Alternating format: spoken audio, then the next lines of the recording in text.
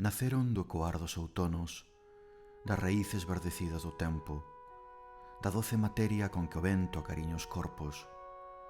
Naceron no corazón dos primeiros bosques, dos metais máis procurados da beleza, das formas que o lume agocha como unha xema imposible. Naceron no silencio do mundo, co alento contido dos anxos, como as rosas que non se perderán. Naceron para ser testemunho da pel que a perfección dunhas notas conmoveu. Naceron como unha epifanía longamente esperada. Así, estes vellos órganos. Así, a súa mensaxe.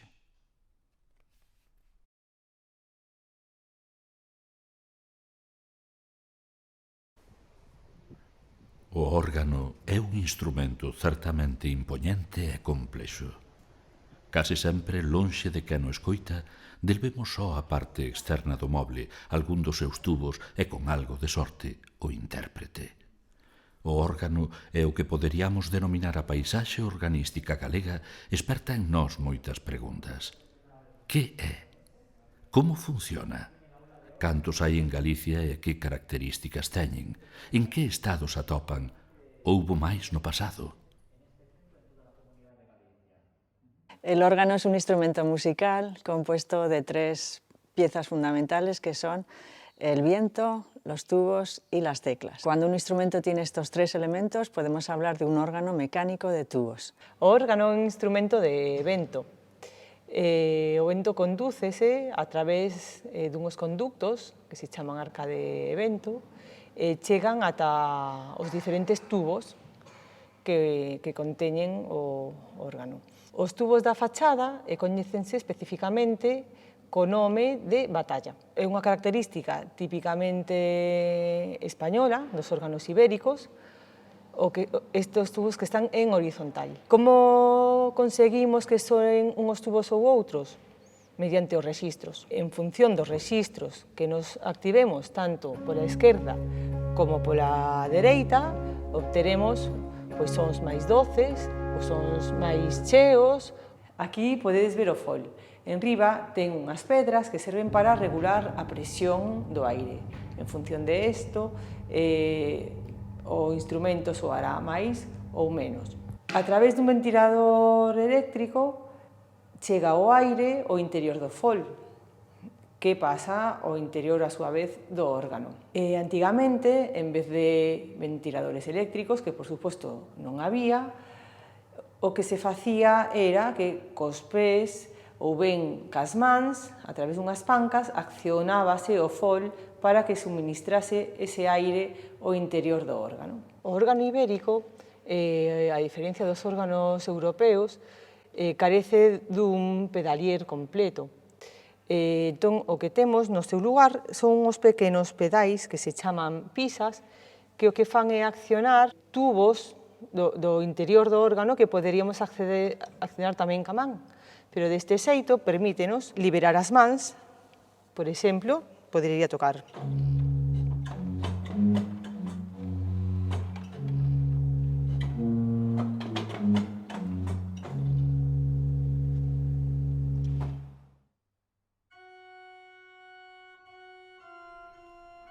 O órgano é un instrumento de vento, no que o intérprete, por medio dun teclado, pode facer soar tipoloxías diversas de tubos ou canos chamadas rexistros que producirán á súa vez sons de timbres diversos.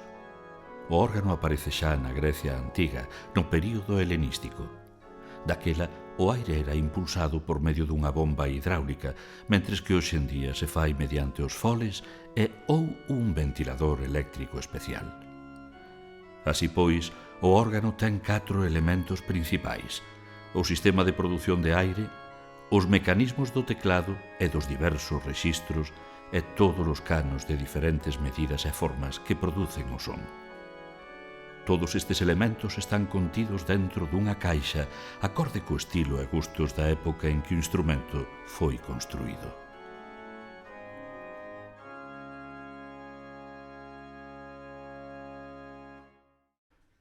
Dentro dunhas características xenéricas, os órganos adátanse ao espazo para o que son construídos. Ademais, ao longo de Europa tamén se foron establecendo diferentes tipoloxías locais ou nacionais. Ao longo do século XVII en toda a Península Ibérica, América do Sur e Mesoamérica foi evolucionando un tipo concreto de instrumento cunhas características especiais. A máis chamativa das cales é a presenza duns tubos horizontais da fachada correspondentes a sonoros rexistros de trompetería.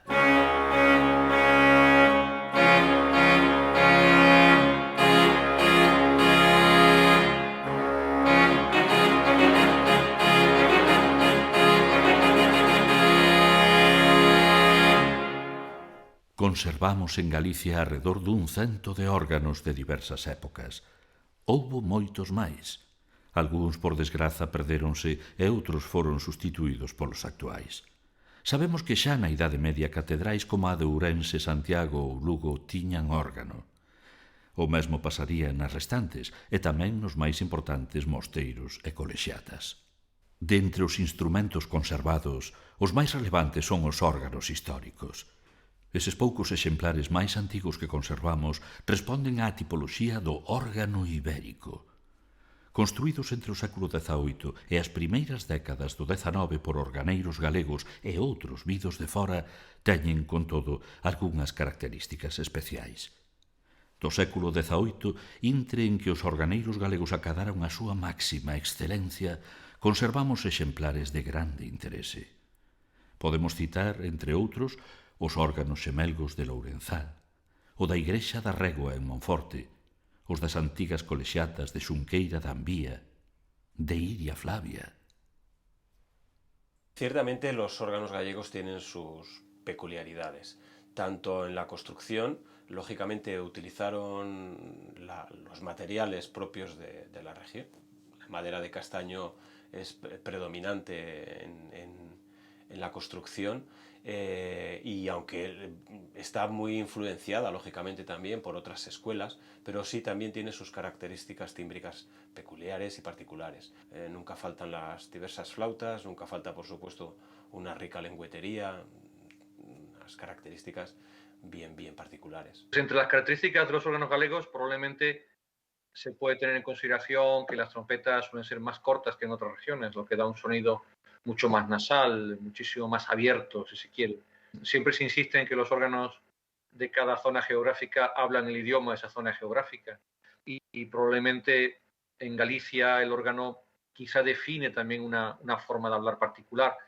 Pienso también en los nazardos, por ejemplo, de mano izquierda, que tienen muchos instrumentos, que suelen tener también una cierta aspereza cuando hablan, ¿no? Es una sensación más que una realidad probablemente, pero que seguramente se podría documentar. En Galicia surgieron los modelos de los grandes templos con órganos gemelos y se conservan en uso en algunos templos, como en la Catedral de Santiago o iniciado en la Catedral de Tui, pero en otros templos significativos, no necesariamente catedrales, sino, por ejemplo, conjuntos fantásticos como el de San Martín Pinario o el del monasterio de Lourenzá, que están pendientes de intervención y puesta en valor de estos soberbios conjuntos, que son la envidia de la organería internacional.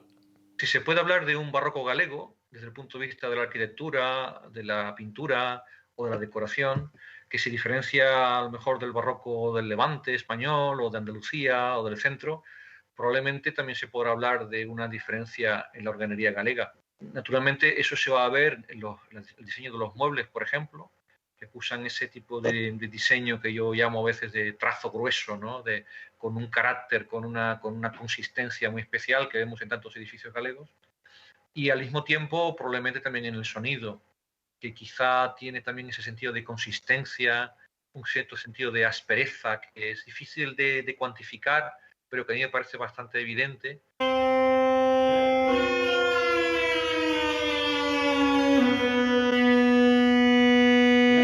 Este conxunto de órganos galegos requiere da atención e cuidados a cargo de mans expertas, en especial aqueles que revisten máis valor, xeralmente os históricos, que son un valioso documento sonoro do pasado. Cuando se enfrenta a la restauración de un instrumento, Evidentemente hay un estudio puramente organológico de los restos que queden del instrumento, de sus elementos materiales, que resulta indispensable realizar. Pero evidentemente el estudio documental, el rastreo de la construcción del instrumento, las reformas que ha tenido a lo largo de la historia, resulta un elemento fundamental. No Arquivo Histórico Universitario da Universidade de Santiago de Compostela, onde nos atopamos, atesourase un montón de información sobre o pasado dos órganos, tamén dos organistas e os organeiros. A información básica normalmente se contén nos protocolos notariais, onde atopamos pois moi variada documentación. Poderemos pensar que o lóxico é atopar os contratos dos órganos. A veces temos sorte e os atopamos, pero non só eso nos interesa.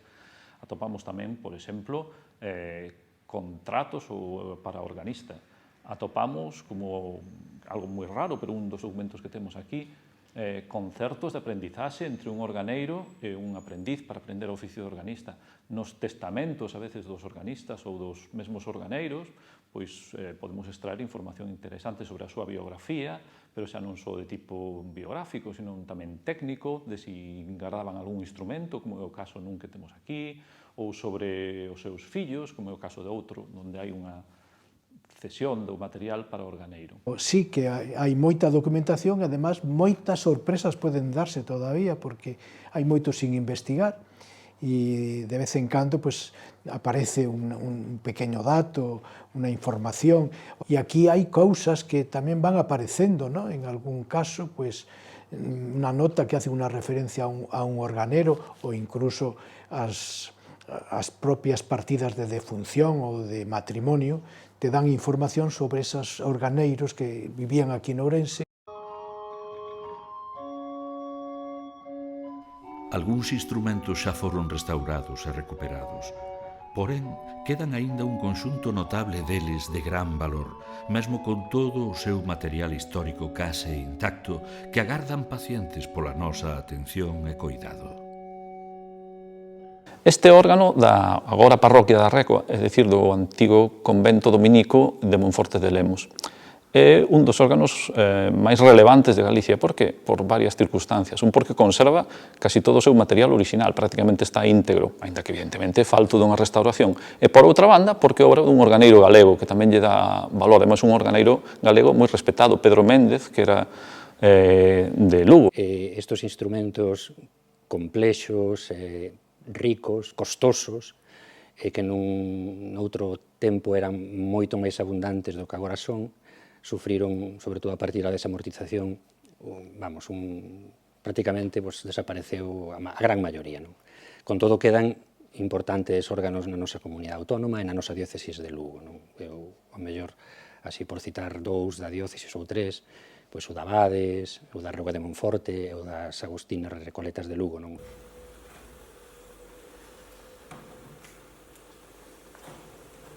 Estamos aquí no santuario de Nosa Señora de Desamparados de Abades, diante de un dos órganos singulares, dos órganos especiais que temos en Galicia, un órgano que conserva casi todo o seu material original, que foi construído nun intre de gran esplendor da organería en Galicia, cara a finais do século XVIII, por Fray Felipe de la Peña, que era un organeiro compostelán, franciscano, fillo, ademais, de outro gran organeiro, Alberto de la Peña. Este órgano de Abades é, dende logo, un dos máis interesantes por estas circunstancias de toda Galicia.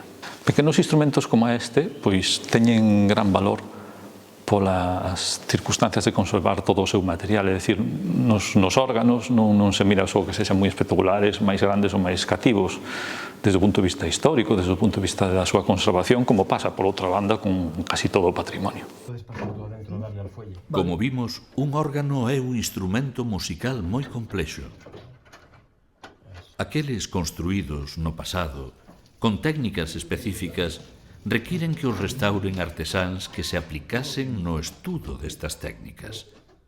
Doutra maneira, córrese o risco, como leva sucedido, de que sufran intervencións pouco afortunadas e irreversibles.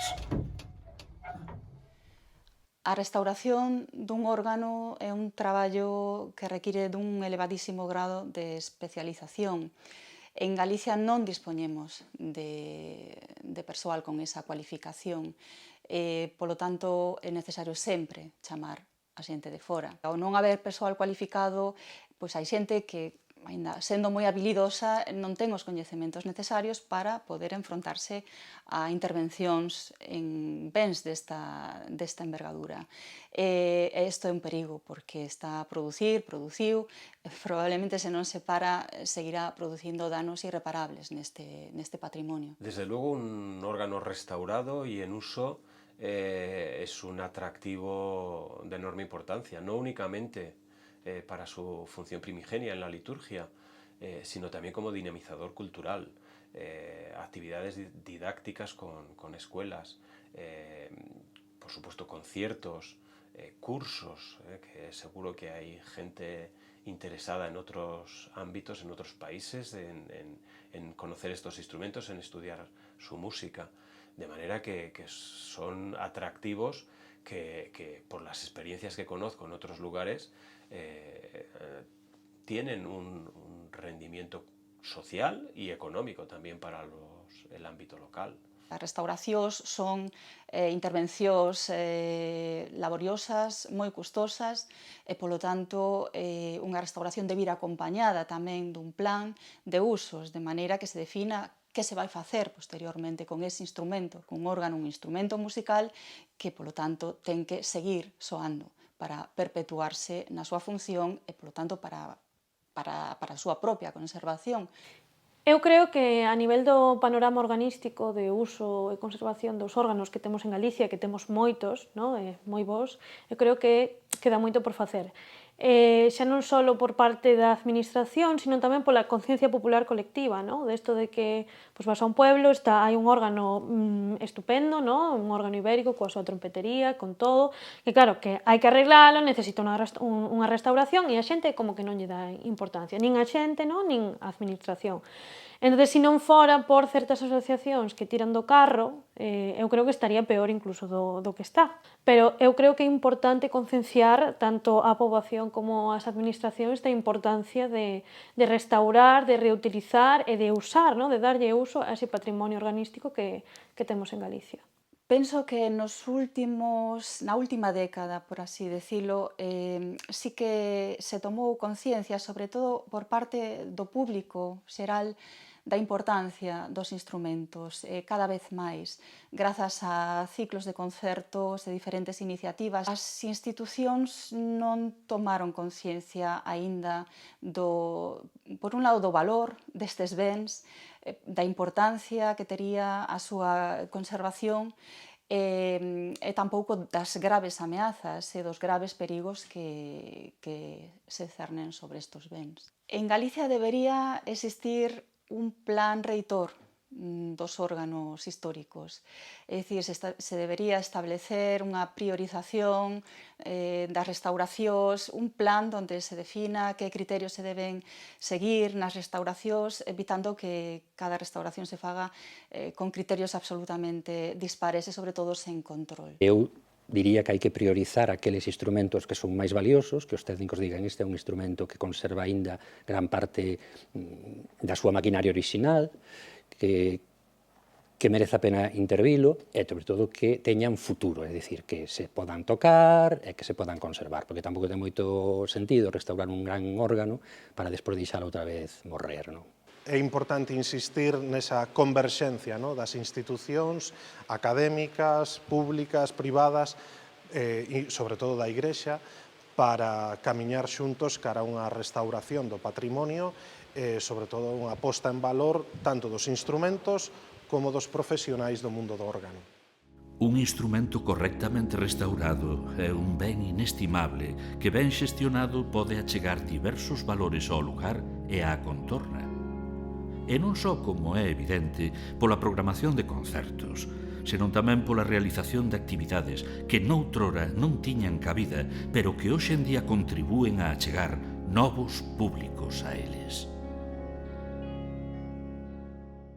Dentro de las grandes dificultades que existen en este momento, creo que el mundo del órgano está viviendo un momento relativamente bueno. Se hacen restauraciones, en Galicia hay muchas todavía por hacer y sobre todo grandes proyectos que están pendientes y que se puede decir casi injustificable que no se aborden todavía. Hay un notable crecimiento del número de conciertos que normalmente tienen un enorme éxito de público. Cada vez hay más gente interesada en la música de órgano y además también hay un creciente grupo de jóvenes organistas de un nivel fantástico. También en Galicia hay algunos jóvenes que tienen un nivel comparable con cualquier otro país europeo y es un futuro prometedor. Hace falta que haya una mayor sensibilidad también entre las administraciones, los responsables de los propios instrumentos, bien sean administraciones públicas, bien sea la Iglesia Católica, que es propietaria de la mayor parte de los instrumentos históricos, y poco a poco esto yo creo que tiene un futuro prometedor.